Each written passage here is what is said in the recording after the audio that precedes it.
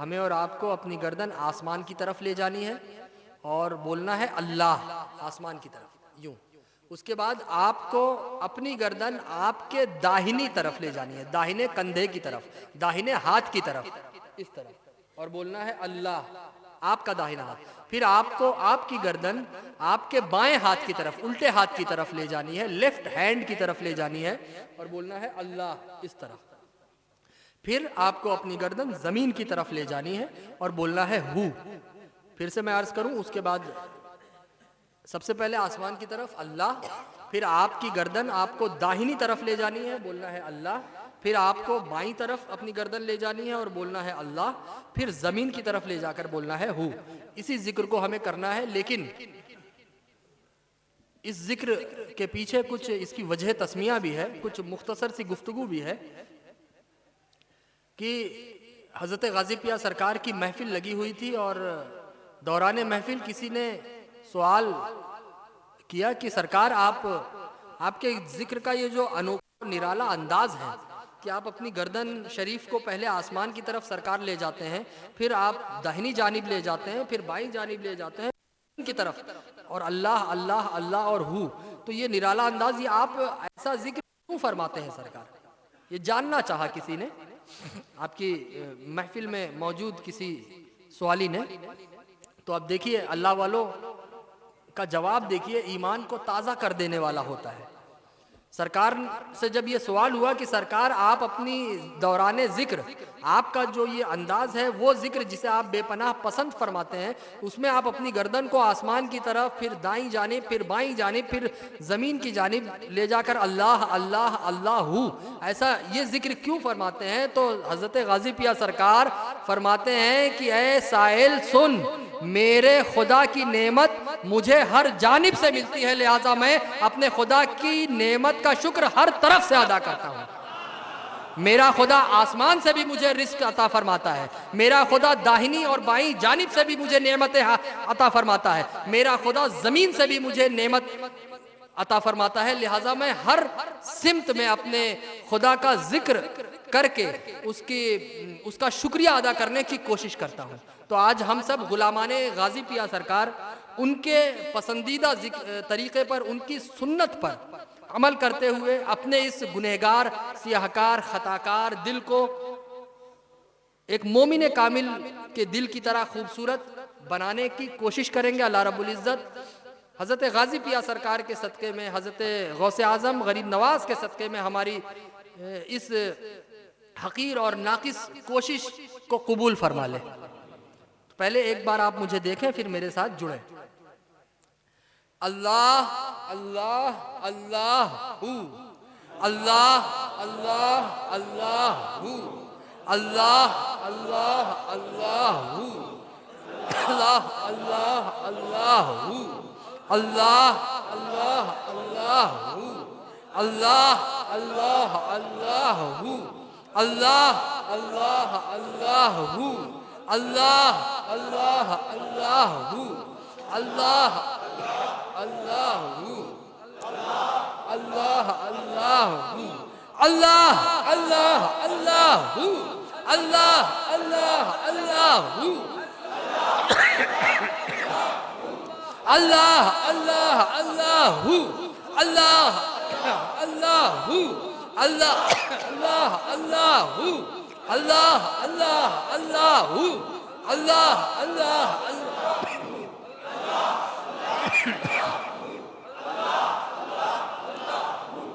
اللہ اللہ اللہ اللہ ہو، اللہ اللہ اللہ ہو، اللہ اللہ اللہ ہو.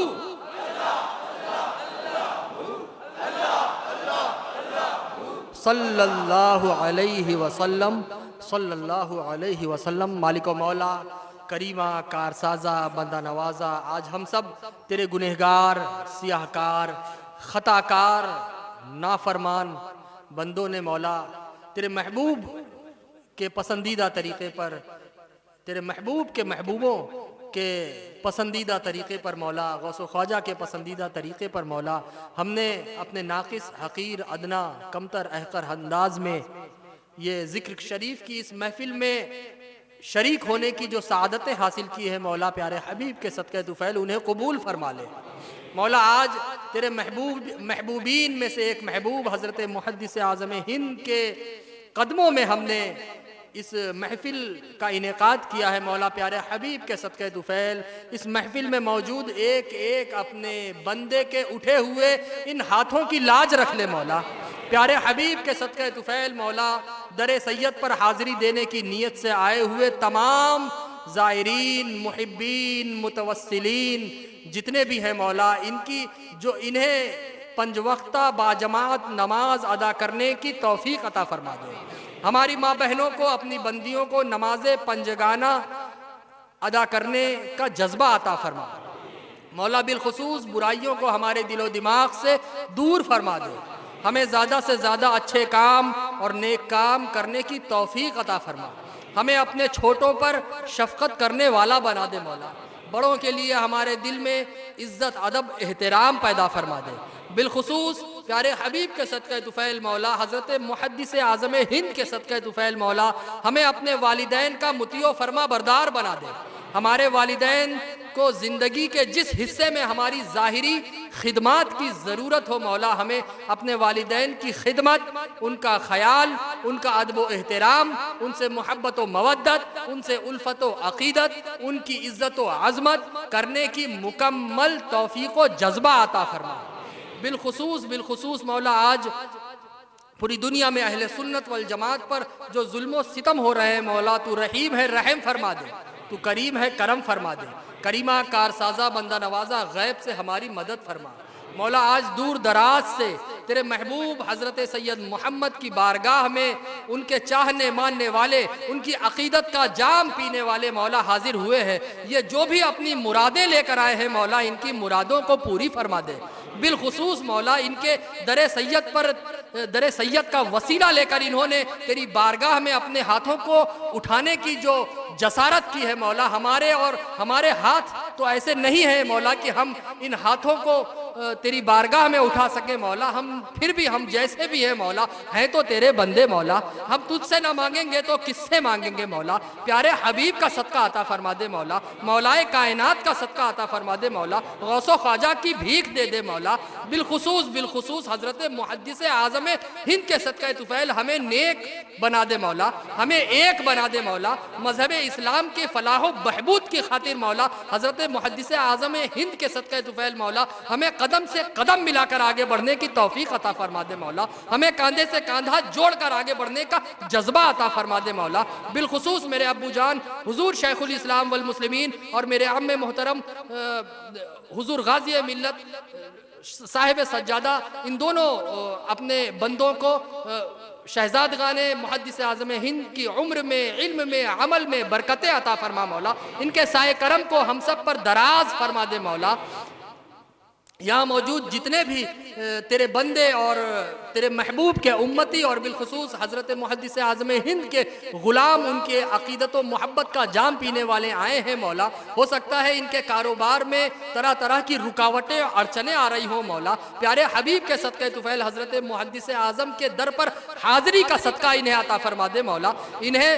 ان کے کاروبار میں دن دونی رات چوگونی ترقی عطا فرما دے مولا۔ یہاں آنے والے کہ ہو سکتا ہے طرح طرح کی بیماریاں، آزاریاں، پریشانیاں لے کر آئے ہوں مولا، اس در پر حاضری کا صدقہ عطا فرما دے مولا۔ انہیں ان تمام بیماریوں، پریشانیوں سے نجات عطا فرما دے، شفائے کاملہ عاجلہ عطا فرما دے مولا۔ ہو سکتا ہے ان کے گھروں میں طرح طرح کی الجھنیں، رکاوٹیں، پریشانیاں کا سامنا یہ کر رہے ہوں مولا۔ آج حضرت محدث اعظم کے در پر حاضری کا صدقہ انہیں دے دے مولا۔ وہ تمام رکاوٹیں اور پریشانیاں جس سے یہ دوچار ہو رہے ہیں، جس سے یہ جوجھ رہے ہیں مولا، جس سے یہ گزر رہے ہیں، ان تمام پریشانیوں اور رکاوٹوں سے انہیں نجات دے دے مولا۔ بالخصوص ہمارے شیخ الاسلام ٹرسٹ اور محدث اعظم مشن جو انڈیا کے باہر چل رہا ہے، اور ہمارے اشرفی چشتی فاؤنڈیشن کے ذریعے جو بھی دینی، سنی، ملی خدمات انجام دی جا رہی ہیں مولا، اور بالخصوص جتنی بھی ہماری دینی، سنی، مذہبی تنظیمیں ہیں مولا، ان کے ذریعے جو بھی خدمات انجام دی جا رہی ہیں، ان تمام خدمتوں کو اپنی بارگاہ میں قبولیت کا درجہ عطا فرما مولا۔ بالخصوص ان تمام تنظیموں سے جڑ کر جتنے بھی جتنے بھی تیرے بندے اپنے دین و سنیت کی خدمات میں لگے ہوئے ہیں مولا، ان تمام اپنے بندوں کی اپنی بارگاہ میں کی جانے والی ان تمام خدمتوں کو قبول فرما لے مولا۔ بالخصوص آستانے کی تعمیر جدید کا جو کام چل رہا ہے مولا، حضور غازی ملت صاحب سجادہ کی بازوؤں میں وہ زور عطا فرما مولا کہ وہ جلد از جلد اس کام کو پائے تکمیل تک پہنچا دے مولا۔ ان اللہ و ملائکتہ یصلون علی النبی یا ایھا الذین آمنوا صلوا علیہ وسلموا تسلیما۔ سیدنا مولانا محمد معدن الجود والکرم والہ وبارک وسلم صلاۃ و سلام علیک یا رسول اللہ صلی اللہ تعالی علیہ وسلم۔ بالخصوص مولا آج ترکی اور شام میں جو زلزلہ آیا ہے مولا، وہاں جتنے بھی تیرے بندے تیرے محبوب کے امتی اس آفت و بلا سے دوچار ہو رہے ہیں مولا، اس سے جوجھ رہے ہیں، انہیں اپنے حفظ و امان میں رکھ لے مولا، ان کی حفاظت فرما مولا، ان پر اس وقت جو بھی پریشانیاں اور آثاب ظاہر ہو رہے ہیں مولا، اسے جلد از جلد ان سے دور فرما دے مولا۔ ان اللہ و ملائکتہ یصلون علی النبی یا ایھا الذین آمنوا صلوا علیہ وسلموا تسلیما۔ صلی علی سیدنا مولانا محمد معدن الجود والکرم والہ وبارک وسلم صلاۃ و سلام علیک یا رسول اللہ صلی اللہ تعالی علیہ وسلم۔ حسبنا اللہ حسبنا اللہ حسبنا اللہ ونعم الوکیل ونعم المولا ونعم النصیر۔ سبحان ربک رب العزۃ عما یصفون وسلام علی المرسلین والحمد للہ رب العالمین۔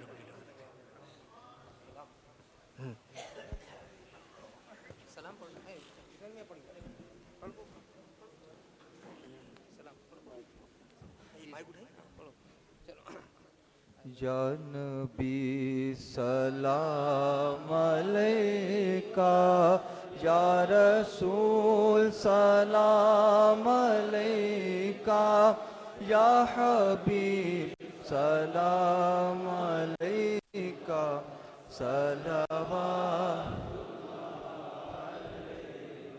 اے میرے مولا کے پیارے، نور کی آنکھوں کے تارے، اب کسے سید پکاریں، تم ہمارے ہم تمہارے۔ یا نبی سلام علیکہ، یا رسول سلام علیکہ، یا حبیب سلام علیکہ، صلوات اللہ علیکہ۔ الصلاۃ والسلام علیک یا رسول اللہ، الصلاۃ والسلام علیک یا حبیب اللہ، وعلی آلک و اصحابک یا نبی اللہ۔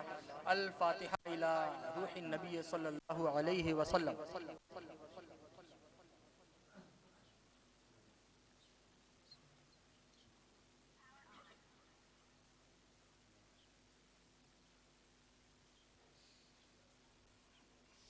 سبحان ربک رب العزۃ عما یصفون وسلام علی المرسلین والحمد للہ۔